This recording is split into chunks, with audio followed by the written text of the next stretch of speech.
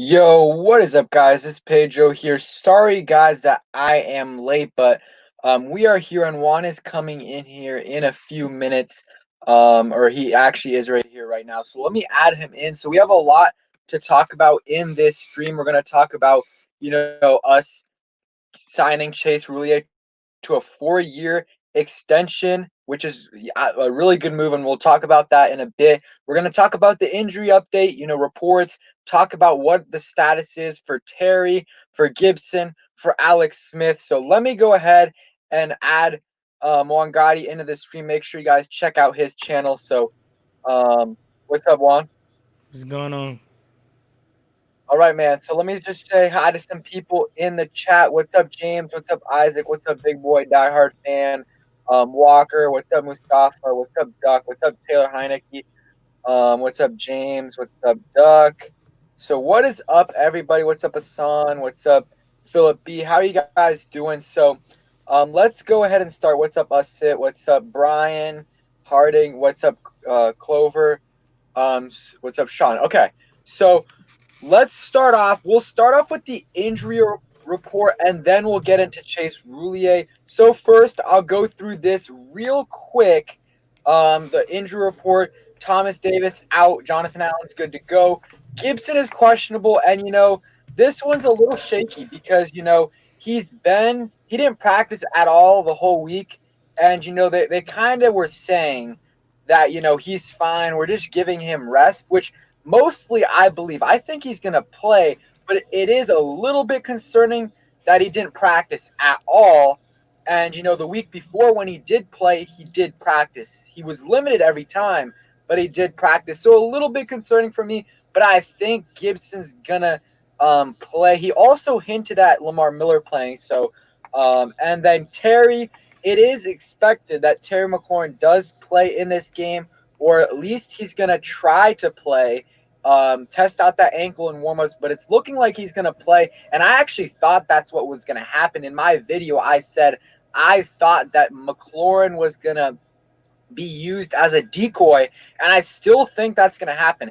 I think he's going to play, but mostly used as a decoy. So, Darius Slay's their only capable guy in their secondary. So if you take him away, then Cam Sims is going to look like a 1,000-yard receiver. So what is your take? And also, Alex Smith is expected to start. So what is your take on those three? Alex Smith, Gibson, and McLaurin. Well, with Antonio Gibson, he's gonna play. I thought he was gonna play, in my opinion, but I mean, you never know. Like Ron likes to say, you don't know how he feels to the next day. I'm pretty sure they had walkthroughs today, so I'm not sure if he's gonna feel a little bit sore after that. But I surmise that Antonio Gibson is gonna play because he played last weekend. He got a heavy workload and he looked really good. The turf toe didn't look like it affected him at all. You know what I'm saying? And it was just so happens that we had to go down by 17 points and Scott Turner got away from the run game. But when the game was early on and it was still in reach, we were killing them on the game. He had 60 yards and he would have well went over 100 yards if we would have kept feeding him. But since we got down by so much, he didn't get to that 100-yard goal, or not even that. Just he got taken out of the game plan because we were down so much because we got pass heavy. But with Antonio Gibson. And his injury status, I'm not really worried about him not practicing. Ron, like you said, he came out and already said that they're just resting him. I'm not concerned that he didn't practice at all because like Ron said in his press conference, it's not more so we need him to see him, and we don't need to see him in practice. Work it out. We need him to get rest, and that's similar to Terry McLaurin, as that was leading me into my next point with Terry McLaurin.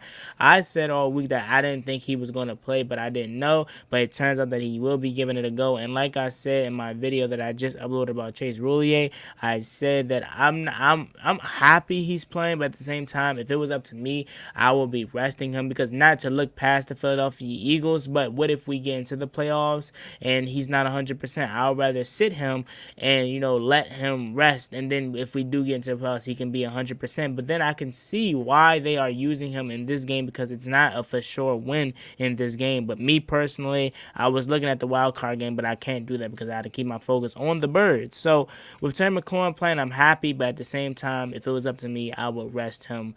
And with Alex Smith, I knew he was gonna play this whole week. They were saying that he was close to playing last week, and he was practicing limited. And similar to Terry McLaurin and Antonio Gibson, it wasn't more so about reps. It was just more so about rest and comfort. You're muted. My bad, I was muted. Huge shout out to Philip B with a Oh $100 snap! donation. That is an all-time high by a lot. I did not Huge even see shout out that. to Philip B. Oh my gosh, thank you so much, man. Damn. Appreciate that a lot. Helps out a ton. Always coming in here and supporting, and hopefully we get, like you said, hopefully we get this dub in the playoffs, and we got one more week of Washington content, in the actual season. Again, man, can't thank you enough. Huge shout out to Shout out Philip to B. Philip, man. Yeah, Dang, that's a lot. appreciate it a lot, man. Helps out a ton. And thanks for always coming in here and supporting. Again, huge shout out to Philip B. Um, Well, can you get to that comment right there, Christian Miller? What do you think about that? I don't know. okay, yeah. So Christian Miller said, "Y'all got to stop with this. We want Alex, bro." So here's the thing that I haven't talked about it, and again, thank you, Philip B. I haven't talked about it a lot this week, and I don't necessarily ignore the comments, but like some people on my videos are like, Taylor Heineke is the future quarterback of this franchise, um, and I and some people, not even some people, a decent amount of people want him starting over Alex. And here's the thing with Taylor Heineke: he played a good, solid 9 minutes of football. Sure they were playing a little bit of soft coverage, but he still was able to thread the needle. He played good football, but you got to take that 9 minutes with a grain of salt. And Haskins had a couple good games last year and even this year, and we didn't win. Alex Smith, you're always not necessarily satisfied with his play. Every week you come out of the week, you're like, man, Alex Smith didn't play good, but it doesn't matter. It doesn't matter. He's 4-1 as a starter this year for Washington. He wins games, and for me, that's all that matters. Taylor, I think that he could earn himself a roster spot next year because we'll see what happens with the quarterback room. If Alex retires, then I think Taylor Heineke is going to have a good shot of being on this roster. I think they really like Kyle Allen. I think they're going to re-sign him. So it's going to be interesting to see. Jeremy Gammon, thank you so much for the $3 donation. But we'll see what Taylor Heineke, if he ends up playing, because, I don't necessarily think we're going to be blowing them out that much where he could play, but who knows? Maybe the last possession of the game, they put him in just to rest Alex up a bit. We'll see what happens with that. But yeah, I've seen too many comments saying he's the future, but I do like the guy. And again, appreciate the donation, Philip and Jeremy. What's your take on Taylor Heineke? Yeah, man. That's just one thing about Washington fans, and I'm not even gonna just say Washington fans. I'm gonna say every single fan base, but for more specifically for our fan base, if anybody plays a little bit well, they're automatically the future. But I mean, can you blame them? We've been with trash quarterback play outside of Kirk Cousins, obviously, but trash quarterback play for the past 20 years. So any glimpse of somewhat, good quarterback success, well, obviously Alex Smith before he got hurt, but I'm gonna just go off of Dwayne Haskins, his tenure here. When we get that little bit of good quarterback play, we're automatically saying they're the future. So I don't blame our fan base for thinking that. But at the same time, like, you got to be real, man. It was 9 minutes, and I'm happy he did what he did. He looked fun. He looked fantastic. Don't get me wrong. It was 9 minutes. They were up by a lot, and they were playing prevent defense. So, and you got to look at it like this. It's a guy named Taylor Heineke who was taking his finals at Old Dominion 3 weeks ago. They don't have any film on him. He's a practice squad quarterback. I'm pretty sure they know that. So that's what their game plan was going in with him. Hey, he can't beat us, you know what I'm saying?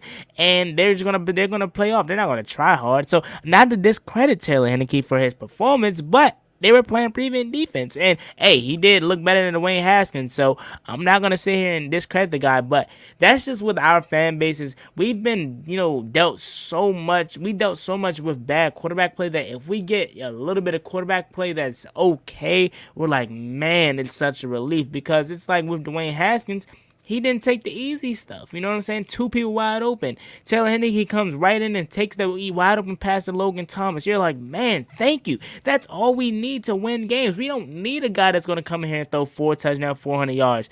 We need a quarterback like Alex Smith that's going to take the easy stuff because our defense is so dominant. We don't need to score a ton of points. We need to score maybe 20 at the max, 25 at the max, and we'll be comfortable.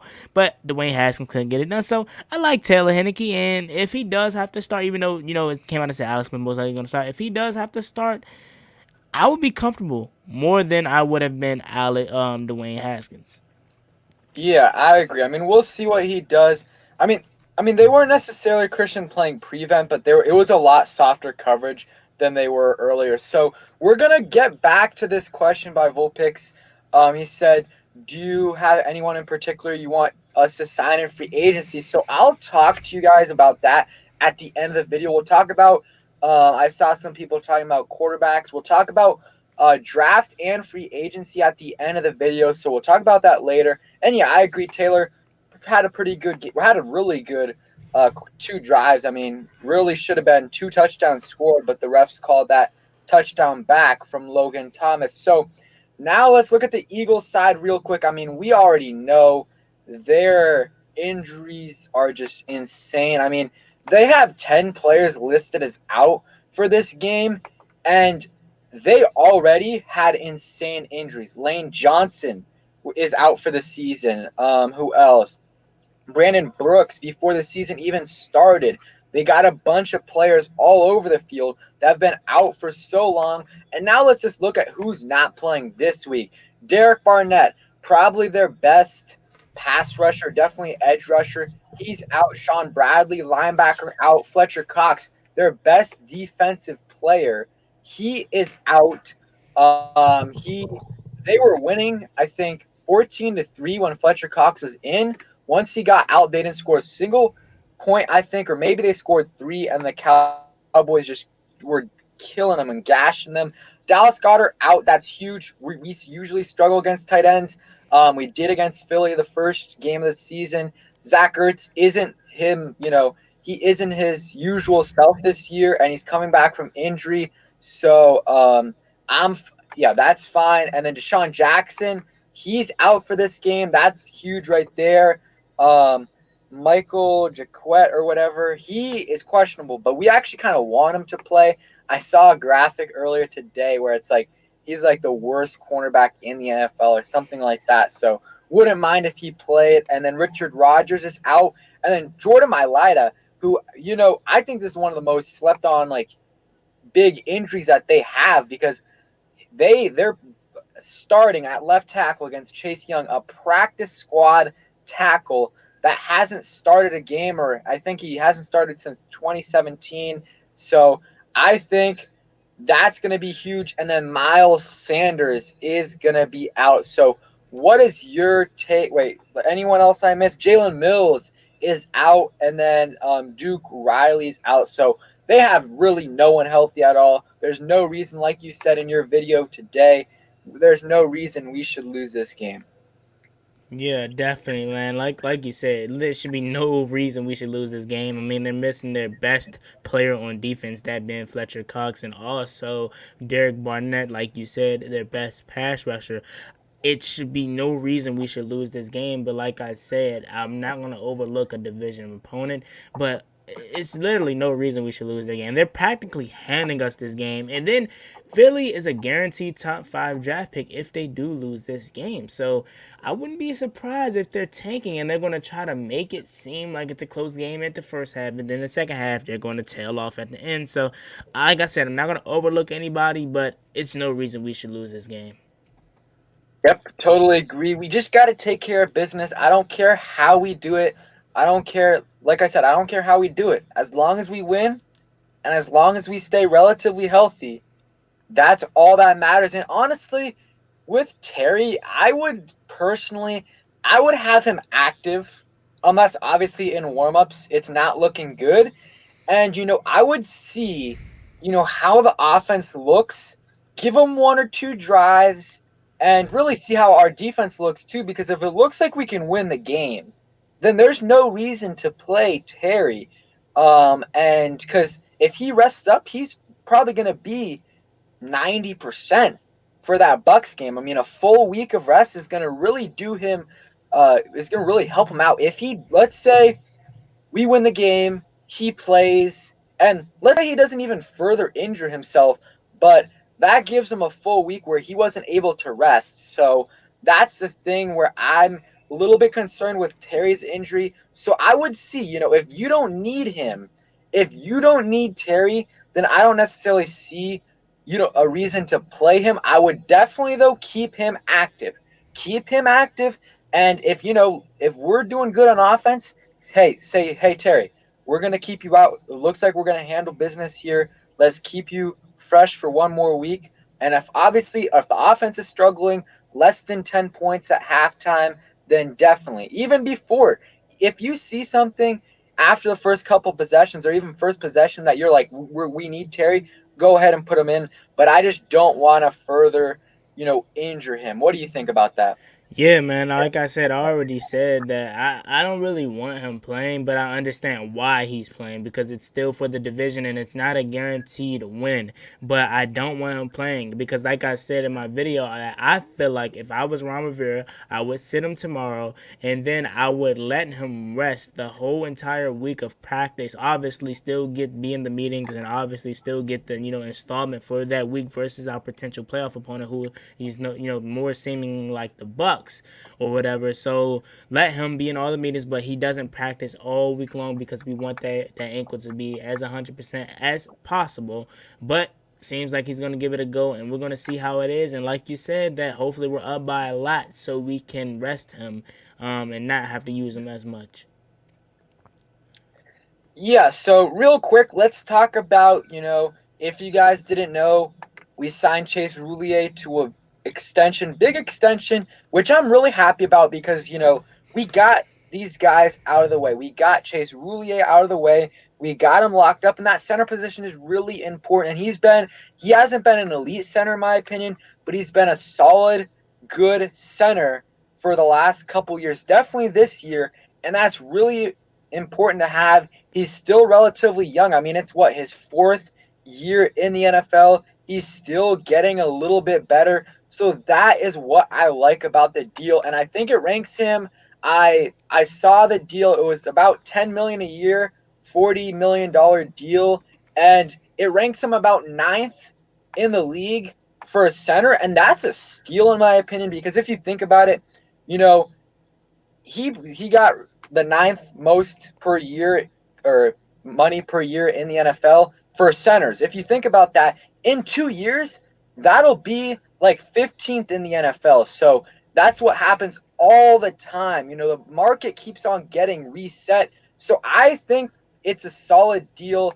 And now we got to lock up, Brandon Sheriff. I think Ronald Darby is a guy that we need to bring back. Ronald Darby has had a very, very good year for this. He has like one or two bad games, but for the most part, he's had a very, very good year for us, in my opinion. And it's a 4-year deal worth 40.5 million, including 19 million guaranteed. That ties him to the franchise through 2024. And what is up, Burgundy and Gold fan all day? So, what's your take on that, Juan? Do you like the contract? Okay, yeah. So before I get into that, shout out to Bergen Go fan. What's going on? BNG fan all day. And yes, I like the contract. That's a little over outside of the guarantee money. Obviously, he got 19 million per year. Just looking focused on the money that he'll have to earn throughout the contract. That's a little over 10 million per year.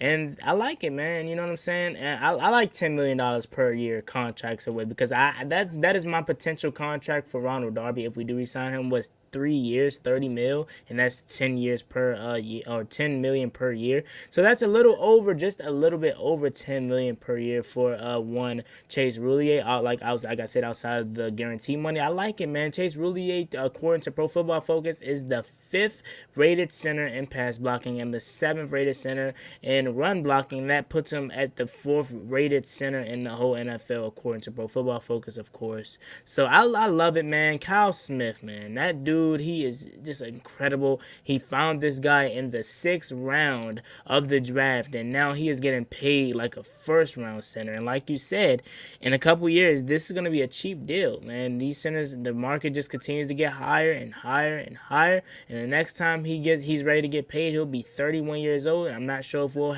can hang on to him again, and if not, we can always draft another young guy. So this is a win. This is a steal. Now let's focus on getting Darby locked up, McKissick maybe, and obviously the big guy Brandon Sheriff. And hey, what's insane about this team is that you, the biggest concern, I think, it's insane looking back on it, right? Before the season started, the fans, I think it was a consensus really, that the biggest concerns for this team were offensive line, tight end, and the corners. That's what the concerns were. And the tight ends, I mean, I would say we still have a below average tight end group. I mean, Logan Thomas, I really like Logan Thomas. He's on pace for like 700 yards, but we have no one behind him that's a capable backup. That needs to improve. That needs to improve. But our offensive line has been I think, average to above average this year, which is way better than expected. The beginning of the year, they were a below average unit, with Wes Martin in there. And obviously, Dwayne was taking some bad sacks. But now, the last, 6-ish weeks, they've been playing, as an above average unit. And if you look at the sacks, if you look at the sack numbers that we've allowed, it is a little high, but you have to think about it. Dwayne took a bunch of bad sacks. Alex Smith has taken some bad sacks as well. He's not as mobile as he used to be, and that's why the numbers are a little bad. But the pass block and run block win rate have been really good. So I'm really impressed with this offensive line. And you think about it, Morgan Moses, I think he has 1 or 2 more years on his deal. He's a solid above average right tackle. Brandon Sheriff, one of the best guards in all of football. Chase Roulier, a good, solid starting center, one of the better ones in the NFL. And left guard Schweitzer has been a solid starter this year. He's been solid for us, and I want him to continue to be that left guard. And at left tackle, you got Cornelius Lucas, who's played solid as well. And you can throw in Sadiq Charles at left guard or left tackle. And our offensive line has been shaking out to be a pretty solid unit, in my opinion. And, moving forward, I don't think we really need to make any big moves this offseason. I think besides re-signing Brandon Sheriff and maybe addressing that left tackle position. And I also like that we have Keith Ismail in there.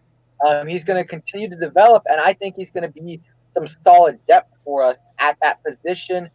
So let's get Brandon Sheriff extended this year. What's up, Big Simple? What's up, Bullpick? So, yeah, I mean, I like the move. Good, solid contract. We didn't overpay. And in a few years, that deal is going to look pretty nice. If he continues to be as good as he's been the last couple of years, that deal is going to look really nice because the contracts are going to keep getting higher and higher. And also, we got him. I think part of the reason why it was a little bit low is because we have so much cap flexibility that even though this year the cap number is going to go down a little bit because of the pandemic, we're able to afford him. Some other teams might not have been able to do that. So that's the reason there. What do you think, real quick, Juan, before we get into our stat and score predictions? What's your take on this offensive line unit? Do you think it's been better than expected? Oh yeah, without a doubt. This offensive line has performed way better than what we expected going in. I mean, come on, man. We thought Wes Schweitzer was gonna be horrible when we signed him. A lot of people did. And then also the left tackle position was a concern, still is, in some people's eyes. Me personally, I wouldn't mind going out and getting a left tackle, but hey, I also wouldn't mind flying in 2022 or 2021 rather with Cornelius Lucas starting. He's been Or holding his Sadiq? own. Yeah, or Sadiq Charles starting. He's been holding his own. Right side, come on, man. We know the right side is locked down. Brandon Sheriff and healthy Morgan Moses. And then we just signed Chase Roulier. So I'm not going to get too ahead of myself because you guys know me. I like to get ahead of myself. But if we address this left tackle position, in some people's eyes, like I said, this could very well be one of the top offensive lines in football. Again, how we were a couple years ago. But right now, we're not there yet. But if we address the left tackle position, we can get there. But this offensive line is outstanding. If we can go into 2021 with this offensive line and like say we don't make any moves at the left tackle position, I would not be mad. You know what I'm saying? It's a win-win. If we go out and get a left tackle, hey, that's a win. If we don't, hey, we can go in with the guys we have now, and then also the depth pieces we have. Wes Martin is horrible, but he's only going to get better. And the short period of time, or should I say, the short play that Sadiq Charles played, he looked solid at left guard. So I wouldn't be mad at rolling with the guys that we have, but at the same time, if we get a left tackle, it's only going to help. Yeah, and yeah, Philippi, we definitely have to address. We gotta get. I think either in free agency or in the draft. I want to draft a tight end. Maybe in the later rounds that can develop. We also have Thaddeus Moss that's going to be on this roster next year. We'll see how he progresses, and at least he can be a capable blocker. And he's got some solid hands. And what's up, Brandon? So real quick, let's go ahead, do our, kind of score predictions / keys to victory, and then we'll go ahead and do our stat predictions. So I'll start with my score prediction. I don't want to say it's going to be a blowout because I don't want to get ahead of myself. Their team still has some okay players. Jalen Hurts, you don't know what you're going to get out of him. He could be really good, could be really bad, could be in the middle. You don't know right there. For that reason, I'm going to say 24-14. That's my prediction. Not going to be really close at really any point in that second half. So that's my prediction, 24-14.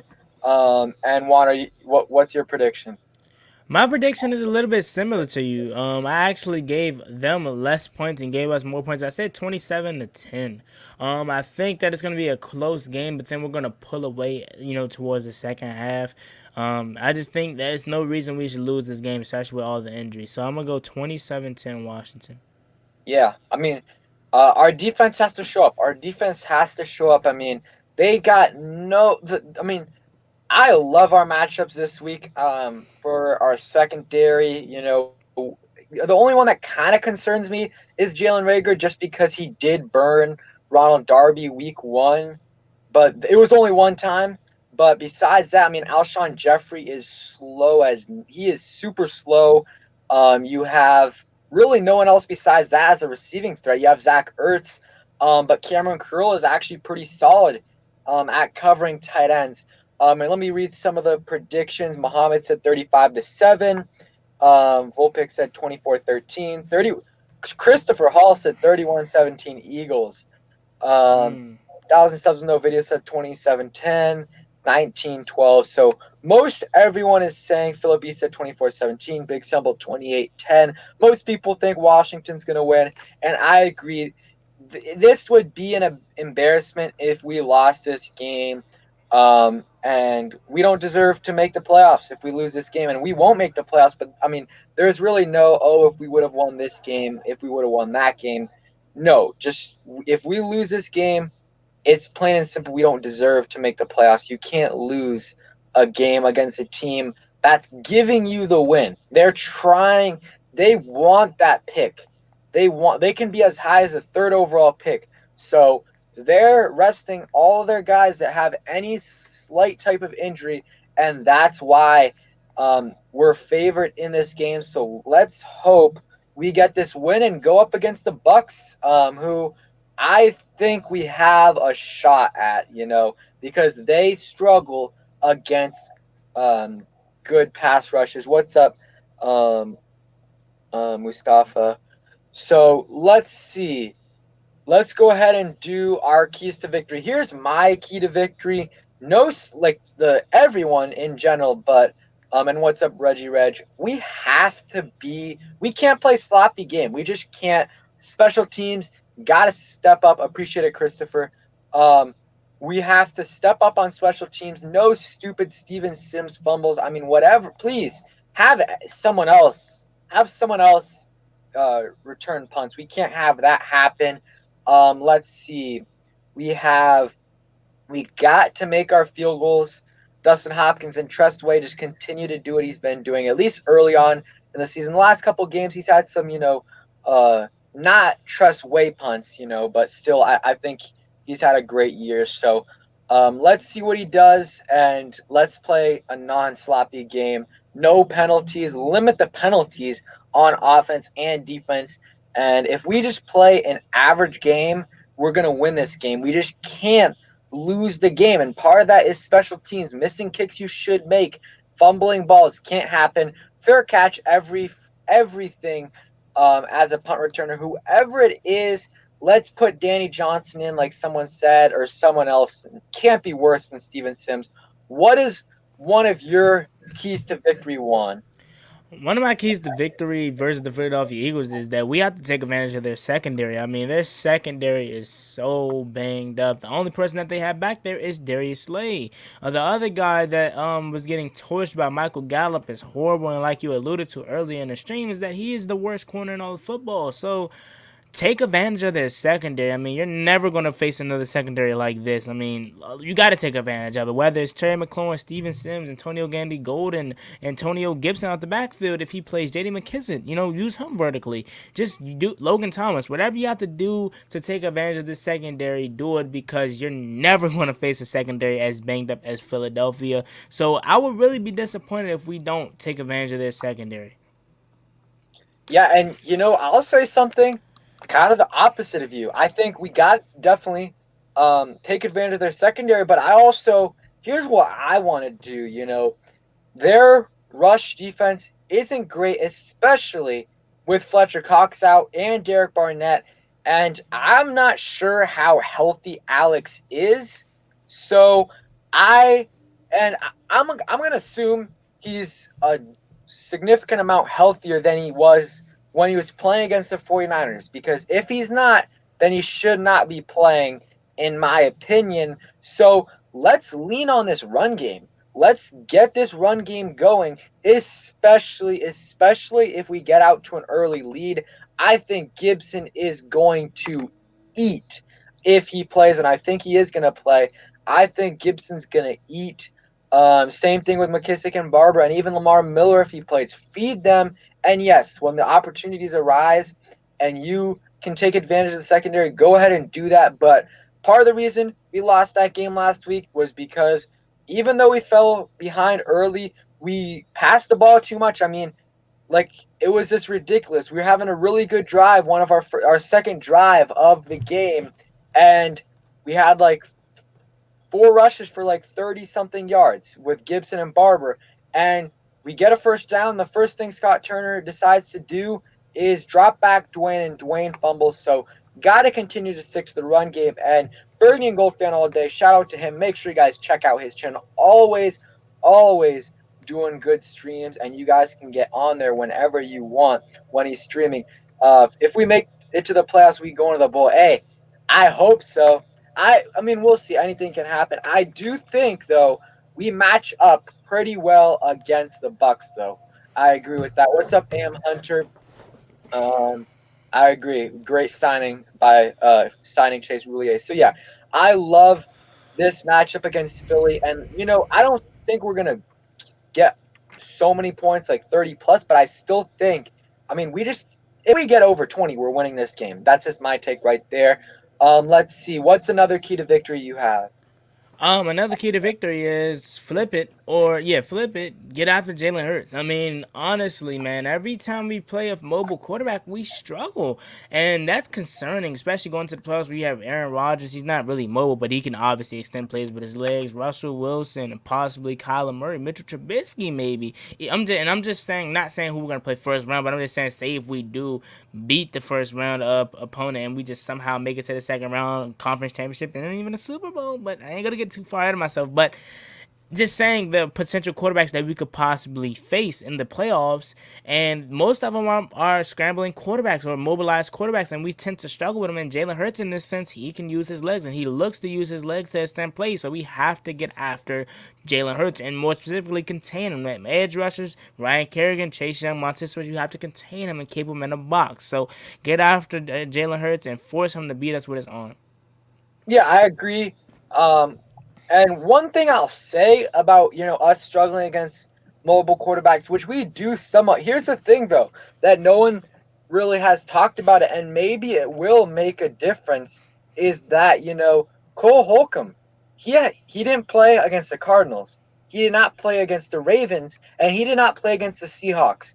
And I think having Cole Holcomb there is going to be a huge, huge boost to our defense and might be able to contain him. I still think Hurts is probably going to have more rushing yards possibly than any quarterback has had against us this year, just because he runs the ball so he runs the ball so much, and they don't have Miles Sanders, so their run game is going to be him. But I think we're going to be able to limit it somewhat. And appreciate the donation, $2 donation, man. And he said Juan should be our fullback next season.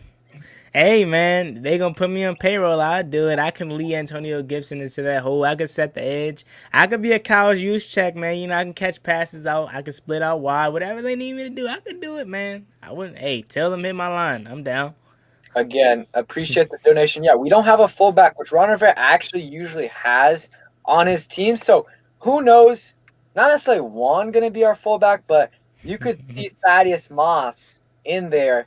Possibly he could line up there sometime, just in blocking in goal line situations, possibly as an extra blocker, because we currently don't have a fullback on this roster.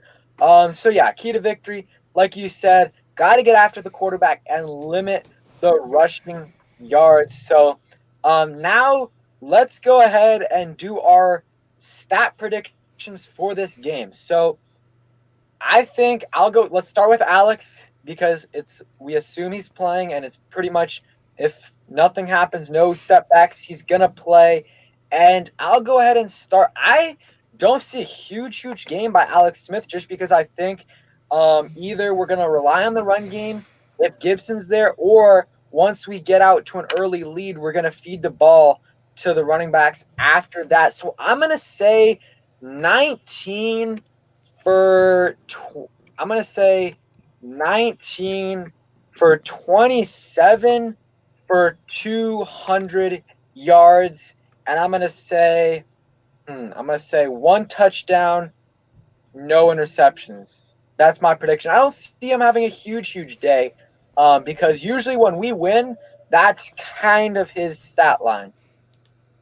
Yeah, man, I'm totally on, like, kind of on the same pace as you. I said 17 for 25, 131 yards and one touchdown. And quite frankly, that's all we need. Like I said, with this defense, we don't need a guy that's going to go out there and throw 4 touchdowns. I mean, that would help, but we don't need a gunslinger. We need Alex Smith. 17 for 25, 131 yards and one touchdown, no picks. Yeah. So let's go ahead and do who else are we gonna do? And I'll read some of the comments. Duck said two. He said 251 touchdowns, 1,007 no video said 247, one touchdown, one interception. Let's see. So yeah, I mean, I don't think he's gonna have a huge game, but that's not what we need from Alex Smith. So AM Hunter said 13 for 22, 188, one touchdown. So yeah, I agree. Somewhat in that range. Probably might end up being under 200. So let's go into. I don't even know if we should. Philip B said 245 and two touchdowns. Do you even want to do Terry? I don't think we should do Terry because it's just we can't really predict it because he might not play.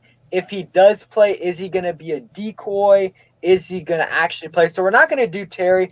You guys can go ahead and do Terry. You guys can put your predictions for Terry down in the chat if you do think he's going to play and if you think he's actually going to be able to contribute. So next, let's go with Antonio Gibson. So I'm going to start with Gibson, and I'm just going to assume he's healthy as he was against the Panthers. As healthy as he was against the Panthers. And, I'm going to give him 18 carries for I'm going to give him 18 carries for 97 yards. 97 yards, and I'll give him a touchdown. One touchdown, 94 or 97 yards rushing, and I'll say three catches for 27 yards receiving. Yeah, man. I think we're gonna get a heavy dose of the run game because we're not gonna be down by so much in this game. But that's why it's hard to predict Antonio Gibson because it seems like with Scott Turner, if you cut down by double digits, he's gonna pull him out. You know what I'm saying? He's gonna use less and less of them. But in this game, I don't think he's gonna. That's gonna happen. I think we're gonna get a heavy dose of Antonio Gibson. So I think we're gonna get probably 13 carries for maybe 69 yards and probably a touchdown or two. I'm gonna say two touchdowns. And in the pass game, I'm gonna say four receptions for 26 yards. So not a huge day for Antonio Gibson, but a solid day. Asan said 16 carries, 98 yards, one touchdown. Prime Time Show says 20 carries, 107. 1000 subs, no video said 72 yards, one touchdown. Philip B says 12 carries, 84 yards, one touchdown, three catches for 21 yards. So yeah, let's rely on Gibson. Let's let him have a big day. And maybe the reason I didn't give him more carries and more yards is because I think they might, if we're winning by enough at the end of the game, they might take him out and give it to maybe Lamar Miller, McKissick, or Barber. Barber, whenever we're winning by a solid amount, it's pretty much been every time it's happened. Barber gets a lot of carries down the stretch. The Bengals game got a ton of carries. The Eagles game got a ton of carries. Even the Cowboys game at the end of that game. Steelers, obviously, because Gibson was hurt, but that's what usually happens. So let's go on to McKissick. I'll start. This is gonna be a tough one. I'm gonna say 6 carries. I'm gonna give him 6 carries for 31 yards, six catches for 46 yards. Well, yeah, this is what the thing with J.D. McKissick, man. When he was the lead back when Antonio Gibson was out, he was getting a ton of carries and obviously targets in the passing game. But for some reason, when Antonio Gibson is there, instead of it being split back how we thought it was going to be, which it is sometimes, but what I'm trying to say is when Antonio Gibson is there, we use less of J.D. McKissick. So I think if Antonio Gibson is there, we're not going to see as much as J.D. McKissick, and maybe until we probably get up on them and then we try to rest Antonio Gibson if that does happen. But I'm gonna just go with what I thought. What I thought from the start is I don't think we're gonna see a lot of J.D. McKissick. I think he's gonna have probably 5 carries for 51 yards, and also probably more so in be involved in the passing game. So I'm gonna go 7 catches for probably 69 yards. He'll be more involved in the passing games. Burgundy and Gold fan all day says 21 carries, 235 yards for our man Gibson. Hey, I hope. Let's Well, see. So yeah, let's hope. Go ahead. oh my bad. I was just gonna say, do we really want him to have 21, 235 because his toe? You want to rest him for Tampa Bay, but I mean, hey. Yeah, I mean, I think he's gonna be fine. We'll see what ends up happening with him this game. Let's go ahead. We're not gonna do Peyton Barber or Lamar Miller. Don't really, especially if Gibson is playing. It's hard to predict with Barber because it's all situational with him. So let's go to Logan Thomas. So Logan Thomas, has been pretty solid, especially the last 5-ish weeks. I'm gonna say for Logan Thomas, 6 catches for 51 yards, and I'll give him a touchdown. 6 catches, 51 yards, and a touchdown. Well, like I said, this game, I just don't think unless we get down by a lot, which I highly doubt, I just don't think a lot of people are gonna have a big game. I think they're just gonna share the sugar. So yet again, I think with Logan Thomas, he's gonna do enough to win the game, but he isn't gonna be the vocal point because we're not gonna need him to unless we get down by a lot. So I tend to us not being down by a lot. So I'm gonna go ahead and say Logan Thomas, 8 catches for 72 yards.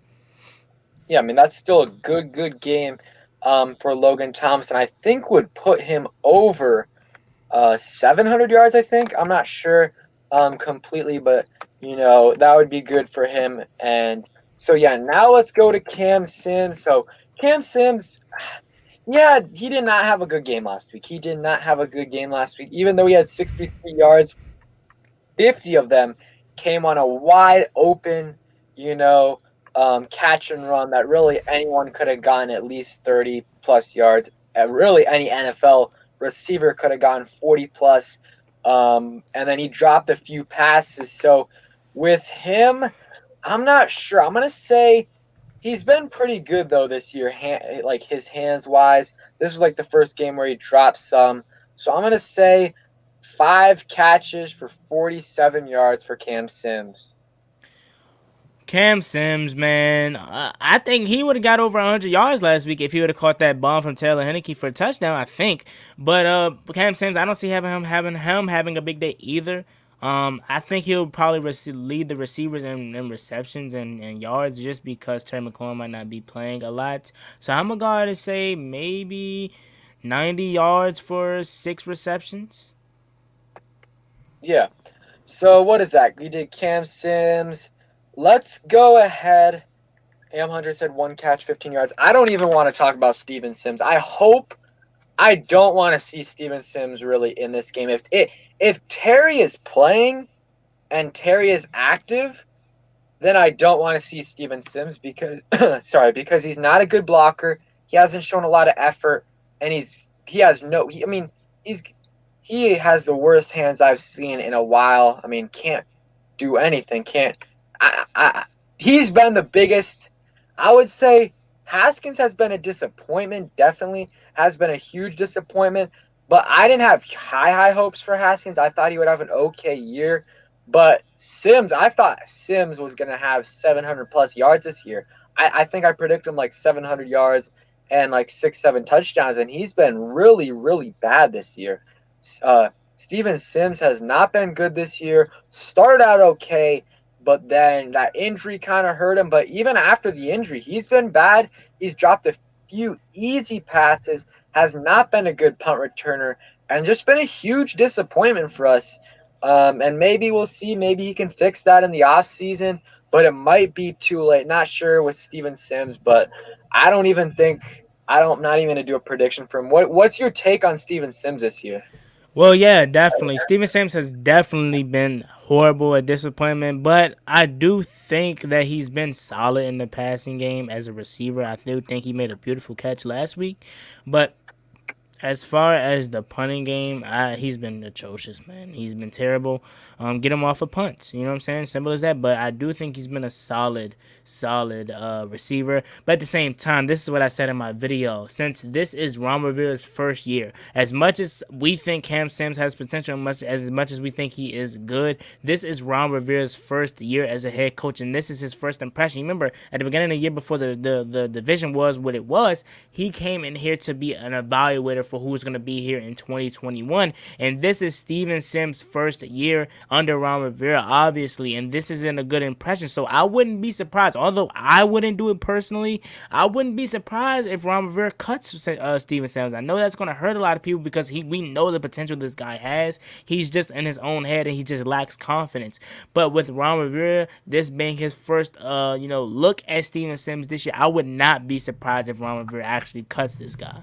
Mm-hmm. Yeah, I wouldn't be surprised, especially we got Terry, we got Kelvin Harmon, and AGG. Even though AGG hasn't had a good year, obviously, I fully expect those 3 players to be back on the roster next year, and probably even Cam Sims. So, we'll see what ends up happening with that. I mean, um, and again, we got 170 people in here. Make sure you guys subscribe if you guys are new. On the grind to 5,000 subscribers. And make sure you guys subscribe to Juan Gotti, Talking Sports, great Washington football team YouTuber. He's streaming the game tomorrow. So make sure you guys stay tuned for that. You're streaming the game, right? Yeah, man, every week. Yep. Make sure you guys go to his stream tomorrow. And one thing I want to say, we got to address the punt return / kick return position this year in the offseason. Not necessarily get a guy that's his only thing he can do, but find someone on the team or find someone elsewhere that can return punts and kicks because it's been terrible this year. We've got Steven Sims with 2 fumbles, Isaiah Wright with 1. Both of them were not great this year, punt returning and kick returning. And I think McKissick would be good doing it. I just don't know if they want to risk the injury, but McKissick would be an absolute stud returning punts, in my opinion. Let me read. Someone said something about Ronald Darby. Yeah, Muhammad, I saw that. And yeah, Gibson is expected to play. Someone asked that as well. So let's see. Who else do we have to do on offense?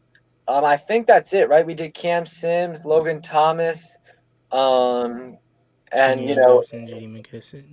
we can go I ahead think and do that's it. AGG, I guess. I mean, uh, no, Yeah. you know what I think is a good one, Robert Foster, because I think Robert Foster is gonna get more playing time this week, because AGG got 59 snaps last week, and that is not gonna happen. That's not gonna happen this week. He's not gonna get 59 snaps.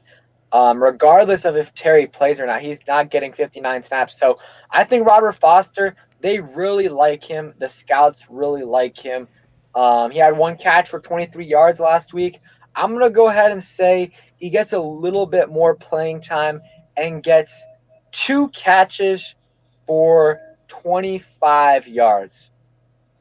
Yeah, with Robert Foster, man, he and I'm gonna just be honest, man. He brutally honest here. He blew his opportunity, man. He literally blew it.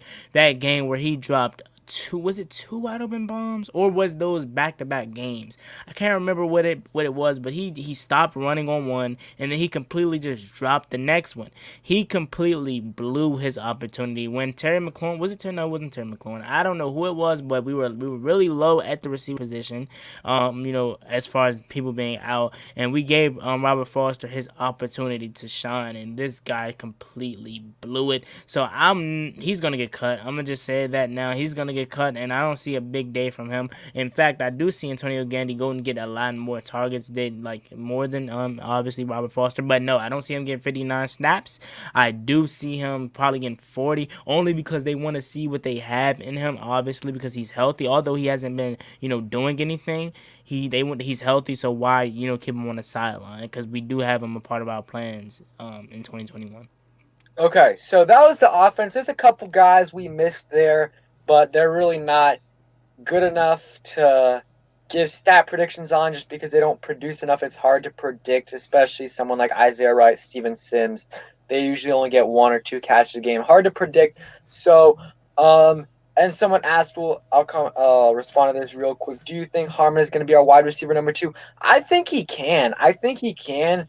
Um, I expected big things from him this year. I thought he was going to have a solid year, and of course, the ACL injury, it's terrible. But I do think they're going to bring in some competition this offseason, and we'll see who out of that group, AGG, Cam Sims, Kelvin Harmon, wide receiver X, whoever it is in the draft, free agency, or whatever, he might be able to do it. I'm not sure, though. We'll see what happens. So now on a defense. So let's go ahead and we usually predict sacks. So let's go ahead and predict the amount of sacks that we think the Washington football team is going to have. So, Juan, how many sacks do you think we're going to get, and who are they going to be? Well, I'm thinking we're gonna get. I don't know, because in my video I said we were gonna feast like we did against Carson Wentz, but then at the same time now I'm kind of not changing my opinion, but I'm gonna just lower the toe. I'm gonna say 3 sacks because we don't do well as far as getting the quarterback on the ground against mobilized quarterbacks. So I'm just gonna say 3, but that doesn't mean we're not going to get bad at balls, strip sacks or stuff like that. That doesn't mean anything. But I'm just talking strictly for sacks. I'm gonna say 3 because I know Jalen Hurts is gonna kill us with his legs on some plays. Yeah, And so the 3, my fault. The 3, I'm gonna say 2 for Chase Young, and I'm gonna say 1 for Jonathan Allen. I think he's gonna get back there. what's up, Josh? How you doing? So I'm usually not that optimistic about like the sack numbers. I usually predict a little lower than most people do. But someone says y'all really think we sacking Hurts more than twice? Well, in 3 starts, he's been sacked 9 times, and he has Jordan Mailata, their left tackle's actually been pretty solid. He's out for this game. They have a practice squad left tackle playing this week, I think we're going to have a huge game. We had 8 sacks against this team week 1, and you know what? The offensive line is way worse than it was in week 1. Their left tackle, Mylida, he's not playing. Um, Lane Johnson, he's not playing. Jack Driscoll, he's not playing. So 3 of the players that were starters on that team are not there this week. So I'm going to say 5 sacks. I'm going to say 5 sacks for us. I'm going to say 1.5 sacks for Chase Young, half a sack for Deron Payne. That gets us at 2. I'm going to give 1 to Jonathan Allen. That puts us at 3. I'm going to go 1 to Montez Sweat, puts us at 4, and I'm going to say Cole Holcomb gets a sack, and that's what I'm going to do. I'm going to put us at 5 sacks, and especially if we're killing them, or not even killing them, if we're winning by 7, if we're winning by 10, 13, they're going to need to pass the ball. They're going to need to pass the ball, and they're going to drop back a lot, and it's going to give us opportunities to sack the quarterback. So I'm expecting a big, big day for us. And hopefully, if he gets 1.5, that puts him at 8 sacks on the year, which is a very good number. He needs 3.5 to get to double figures, but not likely to happen, but not impossible, especially going up against this offensive line. And so those are kind of the stat predictions that we're going to go ahead. Those are our stat predictions for the week. Let's hope we have a big day defensively. And, we want to see our boys eat. But at the end of the day, all we want is a win for this week. Because if we get that win, it's just going to be amazing. And now, real quick, we'll talk about our matchup. Because I'm not sure. Is it locked that we play the Bucks if we win? I think it is, unless they lose tomorrow, and I believe the Rams win, because no, I don't know if they play. I don't think they played each other this year, but I think it'll then go off a strength. Oh snap! It'll go off a strength of schedule. I'm not too 100% sure on that, but if Tampa Bay do lose tomorrow and the Rams win, they'll be 10-6. They'll be tied for 10-6. So I'm not sure if they will move, but that'll probably be the only scenario that they do move down and up because of the tiebreaker that they have with their record. So yeah, I mean we're probably going to be playing Tampa Bay, and honestly, Mm-hmm.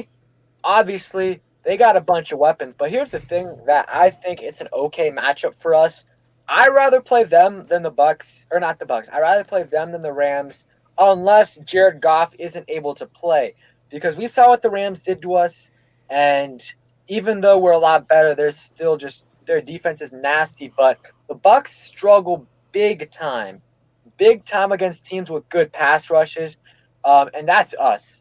We have a great pass rush, so I like our matchup there.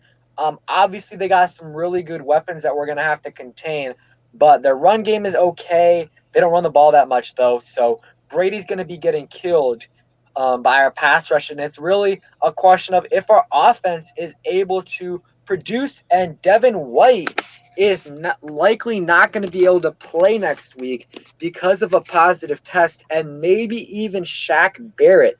So if that happens, that's a huge blow to them. And I'm not going to give my prediction right now, but I think it could be a competitive game, and we'll talk about that if we do win tomorrow. We'll talk about that next week. Juan, what do you like our matchup against the Bucks? Yeah, man. I've been telling my friends all the time, all basically like the later half of the season, is that I want Tom Brady. In fact, like you said, if Jared Goff is not going and we have a chance to face the Rams and a backup, I'm taking that over Tom Brady. Of course, we'll play Tom Brady a later time. But if in fact it is Bucks versus Washington at Washington, I'm not gonna dodge that. I want that because Brady, like you said, he struggles against heavy pass rush team because he can't escape it. So if he can get out after Brady and rough him up all game long, he isn't gonna have time to throw to Chris Godwin, Antonio Brown, Mike Evans. Just the list goes on. Scotty Miller. He's not gonna have time with that. And then also with Devin White and Shaq Barrett possibly being out due to COVID, I don't see them I'm not gonna say I don't see them beating us. I'm not gonna say that, but I just don't see why people are gonna be scared to face them. I want Brady in the first round if we in fact has to play them, but if we have a choice between Rams and Bucks, or if it does in fact switch because they told me Bucks lost the head to head matchup, I'll take the Rams if Jared Goff isn't gonna play. But I think Jared Goff is gonna try to give it a go because he's gonna want to be there if they do make it to the playoffs. But I'm not scared of the Bucks one bit. And like that's why I just want to make the playoffs. I mean, we haven't won a playoff game since 2005. That's insane. That's absolutely insane that we haven't won a playoff game since 2005. And honestly, sure draft position is important. Sure it's important, but just because you're drafting at a certain spot doesn't mean you're going to be getting an elite guy or you're going to be getting that guy. You see us getting very good players in the late rounds. Cameron Curl, Antonio Gibson, Terry McLaurin, not necessarily late rounds, but not early. Jimmy Moreland. And you see teams, the Giants, the last 3 years, they've been drafting super, super high. They've been drafting in the top five pretty much every year. One time it was sixth. And they're still not great. Browns were drafted in the top five for 20 years, and it took them that long to get, or not 20 years, but like 15 years. And it took them that long for pretty much the whole 2010s to get back to relevancy and play solid like where they are right now, where they're 10-5. So just because you have a better draft pick doesn't guarantee you're going to be getting the best player and or the better player. And I trust Kyle Smith to do whatever he can to get our guy. And in terms of quarterbacks, sure, it's better with quarterbacks to have a higher pick, but I also would not be opposed to trading up. I really would not be opposed to trading up because if Kyle Smith / Ron Rivera have a guy they really like at that quarterback position, if they have a guy they really like, then I'm fine giving up some draft capital to move up from 19 to 10, and maybe they really like Trey Lance and we can get Trey Lance. Would not be opposed to that at all as long as we have a plan because I trust Kyle Smith and Ron Rivera to get their guy if it is quarterback. And if it's not, you can definitely get I mean, I want to go offense first round. And this receiving class, well, we could go linebacker, but seeing how our receivers have played lately, I think we need to go receiver. And this receiving class is very good. I mean, you have Jamar Chase, Devontae Smith, you got Jalen Waddle, you have Rashard Bateman. You got so many good receivers that are going to go in the first round. So we can get those guys at 19 or possibly even later. What's your take? I mean, I know your take on the playoffs, but just refresh everyone on your take with that. Well, yeah, like I said, with the take of my other playoffs, if we do in fact get in, I wouldn't be scared of Brady or I wouldn't be scared of the Rams. Like I said, Tampa Bay versus Washington, we can get after we can get after Brady. We can make him, feel uncomfortable. But if he does have time to get to Mike Evans and Chris Godwin, Scotty Miller, Antonio Brown, then we could be in trouble. But as long as we, suppress him and we make him feel uncomfortable, we have a good chance of winning. So I'm not scared of either one. Yeah, yeah. So, and man, we got 200 people in here. Make sure you guys subscribe, hit that like button, and then for Washington football content, and also make sure you guys subscribe to Juan Gotti, great Washington football team YouTuber. So someone asked earlier in the stream one free agent that you would like us to sign, and there's some that I do like. I just think that the wide receiver position needs to get addressed in the offseason at some point, either line or either during free agency or in the draft. It has to get addressed. So I'm not going to give necessarily a specific player, but I really would I would think about signing Corey Davis, maybe someone like Marvin Jones. You could go ahead and say Allen Robinson. I want a wide receiver in free agency or in the draft. What's your what player or position do you want? Oh, someone said Curtis Samuel. Yep, totally agree with Curtis Samuel. Yeah, man. So I only have to do I only could do one position. Yeah, go one position, then we can go back to it. I'll go one position, then you can go another. Well, yeah, I want wide receiver too in free agency, man. Honestly, and if you want me to be realistic, I think probably Corey Davis isn't gonna be signed. I'm not gonna be a free agency. I think Tennessee is gonna lock him up. But if you want me to be like realistic, I think Allen Robinson, the Curtis Samuels are all in our range. But for who I want Kenny Galladay, man. Oh my god, that dude is so good, man. It's just him and Terry McLaurin. It would just be so phenomenal on the offensive end. That's what I want the most. I want Kenny Galladay the most, but more realistic, I think the Allen Robinsons, the Curtis Samuels are probably in our league. Maybe even probably I don't know. I ain't gonna say that because I highly doubt he gets hit the market. But I'm gonna say probably realistically Curtis Samuel, Allen Robinson. But who I want Kenny Galladay. Yeah, I wouldn't mind Kenny Galladay. I just we'll see. I just as long as we address the position, I'll be Hmm. fine. It would have been interesting to see, um, how what's his name, Cody Latimer would have played because we didn't have high expectations for really anyone that we signed in free agency besides Kendall Fuller, and pretty much all the guys that have been getting playing time have played pretty solid. So it would have been interesting to see what Cody Latimer could have done. Maybe he would have been like a low key signing that we had. But yeah, let's address that wide receiver position.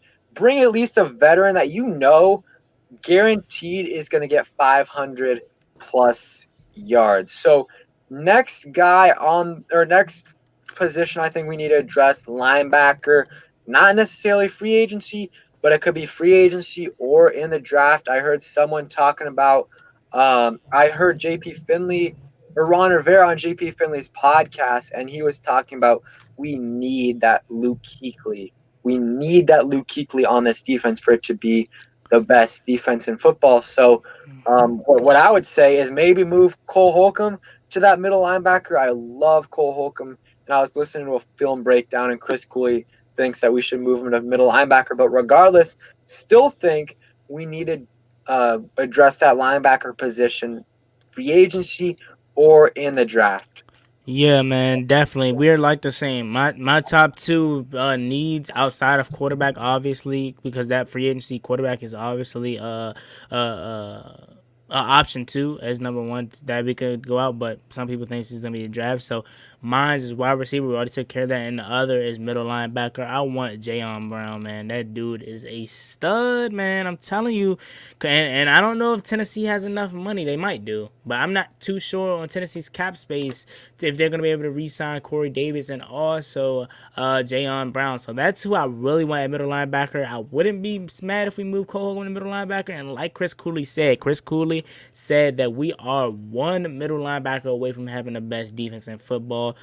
Jayon Brown, man, I'm telling you, or even Cole Hogan, but what I want, Jayon Brown or even Micah Parsons in a draft, but give me Jayon Brown, man. That is my number one guy in free agency for a middle linebacker. Yeah, and someone asked, who would you rather keep as a backup, Kyle Allen, Alex, or um, Taylor Heineke? I would keep Kyle Allen. Cheap, young, knows the system, and it really depends. Here's the thing for me: it depends on what we do at the quarterback position. Because if we sign, I'm just giving random guys. We sign Dak Prescott, then obviously you can't have Alex Smith on the roster. You can't. The guy's owed $20 million. In that case, I would definitely keep Kyle Allen. But if you go the first or quarterback route in the draft, let's say Mac Jones, Kyle Trask, first, second, third round, Desmond Ritter if he declares, Trey Lance if you maybe trade up a little bit.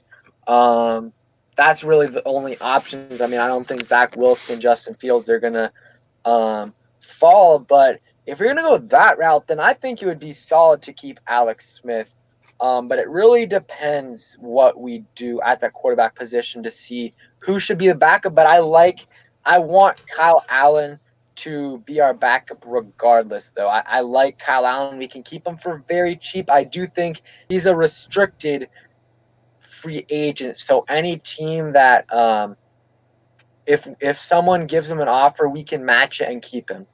Yeah, man, I agree totally with you. I want Kyle Allen here. I don't want Alex Smith here unless it's in a starting role if he is healthy enough. But yeah, and like I said, the quarterback position, I was not a fan. I'm gonna go out there and say it now, man. I was not a fan of Justin Fields only because he went to Ohio State. But man, after that performance yesterday, dude, I just think that he might have beat Trevor Lawrence out for that number one spot, man. I honestly do. I think, man, I'm gonna just be totally honest. Justin Fields, man, I feel shameful to even compare him to Dwayne Haskins and Cardale Jones because of the Ohio State tree. That dude is phenomenal. The fact that he did all of that while fighting an injury because he already came in the game battered and then he took a shot to the ribs.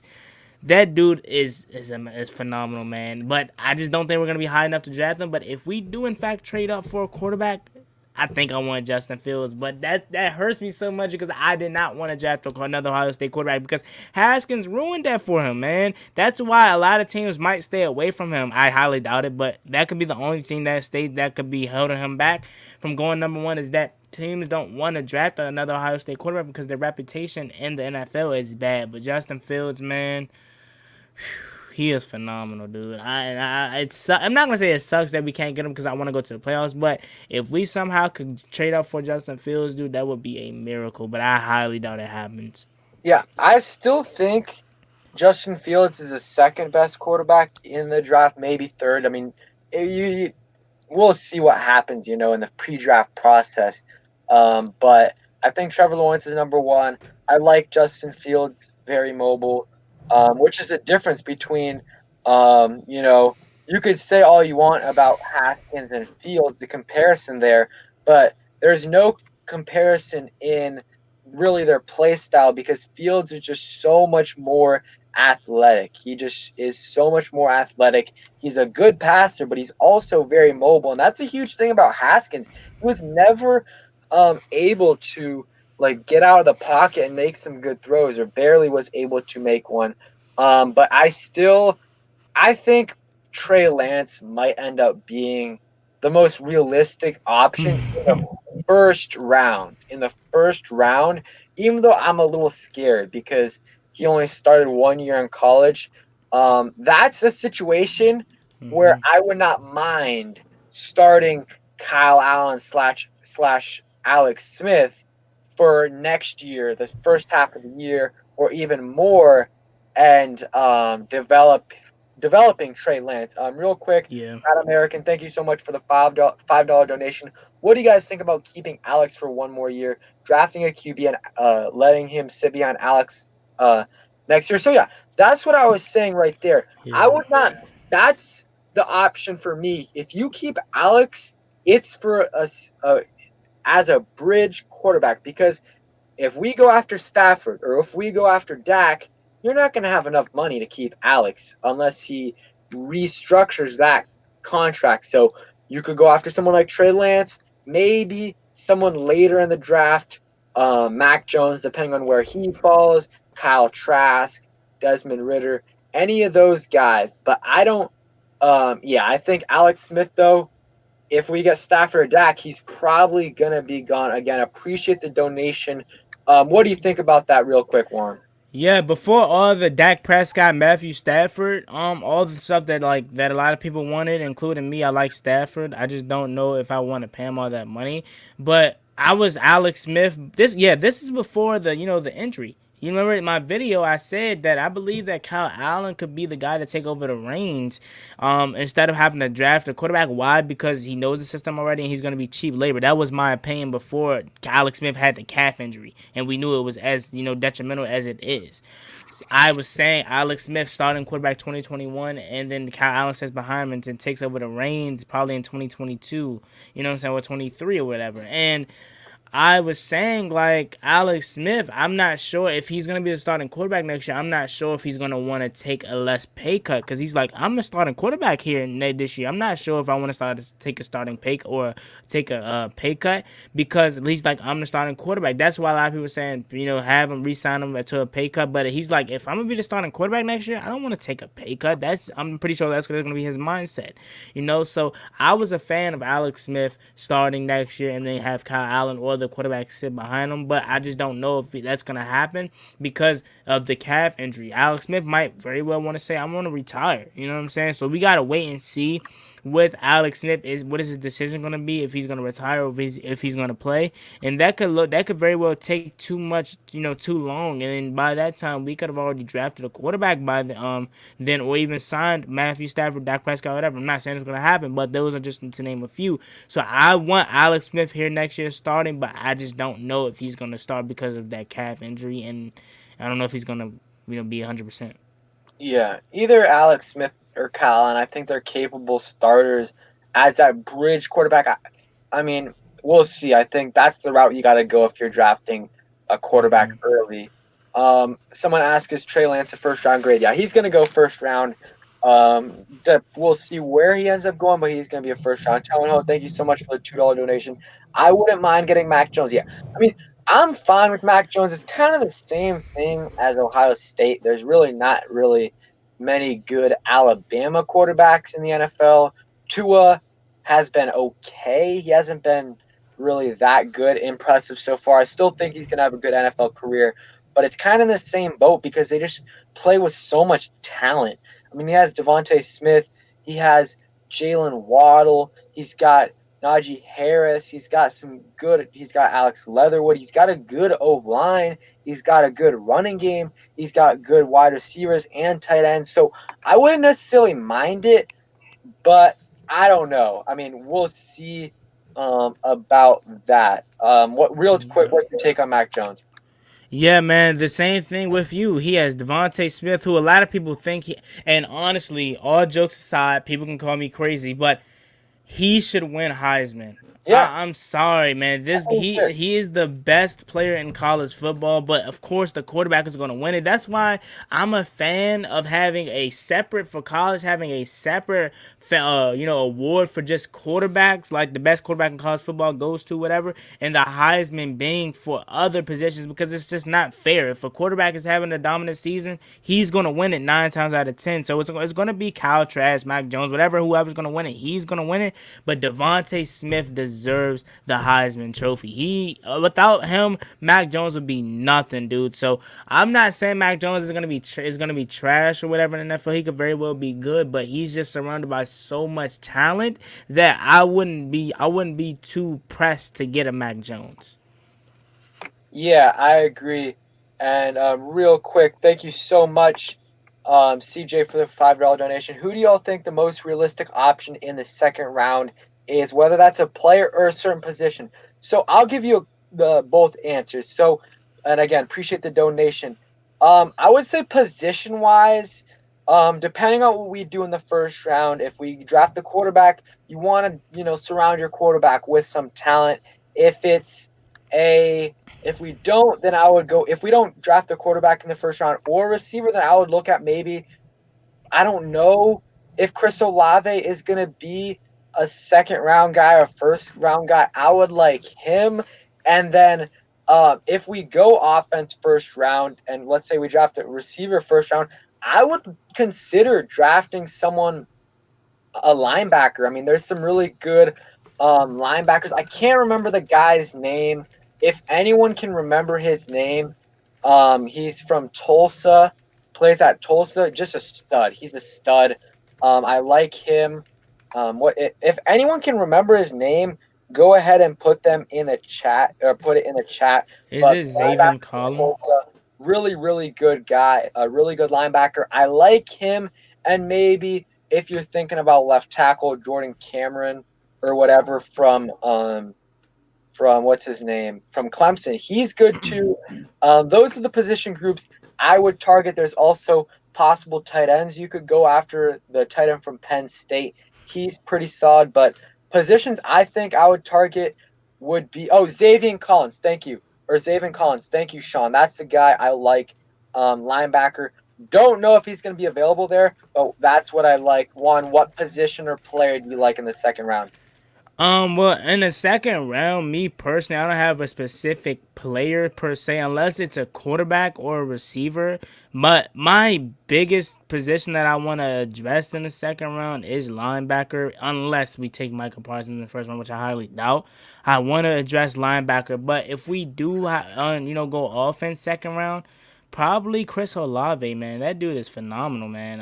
And I know people gonna say, "Well, Justin Fields makes him look good." Hey, but you can say without Chris Olave, Justin Fields wouldn't be nothing because half of those passes, those bombs yesterday were Chris Olave. So I like Chris Olave a lot, but I'm not sure if he with that performance he's gonna be round to our second round draft pick. But at the same time, remember we have the second overall pick in the second round because we were so bad last year. So he might very well be there, but I don't know if he's gonna be there because of how good he was, yesterday and this season. So Chris Olave is my pick in the second round if we do go there. But hey, I don't even know if we have our second round pick because what if, and I'm just saying what if, but what if we package our first round pick and our second round pick to move up in the first round to select our quarterback? So I'm not gonna say that that's gonna happen. I think that we're gonna go in the draft with our second round pick, and if that's the case, give me Chris Olave.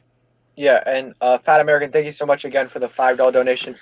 He said Powell, the receiver for Clemson. Thoughts? I haven't watched too much Clemson this year because usually the Clemson games are against not so great teams, and it's usually a blowout. But I watched the Ohio State game, both Notre Dame games, and he's pretty solid. I mean, he had that catch. I think it was in the first quarter. Pretty solid. He's pretty aggressive. Not too big, 6 foot but I would not mind him. I mean, this year he's had about 800 yards, and I think he has like 6 or 7 touchdowns, pretty solid. So I would not mind him. Not sure what round he would go in. He's played 5 years in college, so kind of like a Terry McLaurin type, just situation wise. So he might be more NFL ready than other receivers, and that's good because you want that. This guy's going to be at least solid in his first few years, so I would not mind him at all. Christian Soto, thank you so much for the $2 donation. Mac Jones equals AJ McCarron. Yeah, I mean, I'm not sure. I'm not a scout or anything, but he has a boatload of talent. He has Waddle, Smith, Najee Harris. So he's got so much talent around him. We'll see though. Who knows? Maybe he can put it together in the NFL. Armin Brown, thank you so much for the $5 donation. Should we draft best player available or need considering how close we are? So I'm in the middle on these kind of situations. I think drafting best player available is usually the right way to go, but obviously if the best player available in the second round is a defensive end, there's no reason to do that. I Mm-hmm. think best player available is definitely the way to go in rounds 5 or later because those guys in the later rounds, those guys could be late round steals, and you can develop them and even flip them for assets later. But let's say second round, I think I would target, let's say, our five biggest positions of need. I would put those five positions out there. So let's, for example, say tight end, um, wide receiver, left tackle, cornerback, linebacker, and then out of those, then go best player available. I think that's the way to go. Juan, what do you think about best player available? Yeah, I'm totally with you on that front, man. Take the best player available unless there's a guy that you really want in the draft at that specific position. But like you said, if it's a defensive end, if it's a anything that we are settled at, we don't need it. You know what I'm saying? That's when you go and get your guy that you want. But like you said, the best player available is what you would take if you get in those later rounds. When you get in those later rounds. Yeah, okay. So I think we're gonna end up the stream. We'll stay for a couple more minutes for questions, but this was a great stream. We got a bunch of people in here. Thank you guys so much for the support, and let's hope we can get this win tomorrow. So we have another week to talk about football and not necessarily talk about these drafts and free agency. Burning Gold fan all day said first round owner. Yep. Hey, if we can get Smatter out, that would be amazing. And yeah, I mean, positions I would go after in the draft and free agency, wide receiver. Honestly, besides quarterback, I think wide receiver is the biggest hole. I mean, Terry has no help. Terry has no help, and it just sucks for him. And then I would say linebacker's another big hole. I think another solid corner would be solid, depending on what we do with Ronald Darby, and then maybe left tackle. So yeah, appreciate all the support, and again, huge shout out to Philip B for the $100 donation. That was absolutely huge. Thank you, everyone, though, for the donations. Chris, Pat American, CJ, again, Town Ho. Appreciate all of you guys, Burgundy Gold fan all day. You guys all helped out the channel a ton. And make sure you guys check out Juan's channel for great Washington football team content. And he's doing a stream tomorrow. So, any last words, Juan? Hey man, like we do as every single week we do this, man. Thank you for having me on. I appreciate everyone supporting Pedro and me. I really do appreciate you guys, man, and appreciate Pedro for having me on. And let's hopefully get this win tomorrow so we can have yet another week to talk about football. And subscribe to my channel, and thumbs up and turn on post notifications on my channel and also on Pedro's channel, man. He just hit 4,000 subscribers. Get him to 5,000 subscribers, and let's hope we can get this win tomorrow so we can please talk about football and have playoff football, because it would be so sickening if we have to deal with Cowboys fans or Giants fans going into the playoffs. So thank you guys for subscribing to me and Pedro and watching the stream, and let's pray that we get this win tomorrow. Yep, guys. Thank you guys for joining the stream. Hope you guys had a good day. And like I said, it's a late game tomorrow, but I'll have our post game recap at the end of the day whenever the game's done. Thank you, Brian, Armin, BG, Am Hunter, everyone, Philip B, everyone for coming in here. Thanks for watching.